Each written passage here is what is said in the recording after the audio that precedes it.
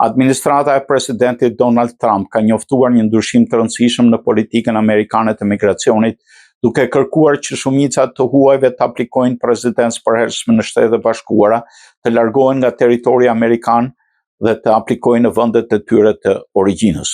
Ndryshimi pritet të prek rreth 1.2 milionë migrantë ilegal me aplikime në pritje rezidencë të përhershme, sipas të dhënave të Cato Institute. Deri tani emigrantët që ndodheshin ligjërisht në SBA, përfshirë bashkëshortet e qytetarëve amerikanë dhe fëmijët e tyre të mitur, kishin mundësinë të aplikonin për procesin e njohur si Adjustment of Status, pa u larguar nga vendi. Sipas statistikave zyrtare, vetëm gjatë vitit 2024, 782.770 emigrantë fituan statusin nëpërmjet këtij mekanizmi. Zëdhënësi Sak Kaler deklaroi se administrata po rikthehet tek qëllimi origjinal i ligjit. Nga tani e tutje një huaj që ndodhet përkohësisht në SBA dhe dëshiron një green card duhet të kthehet në vendin e tij për të aplikuar përveç rrethanave të jashtëzakonshme.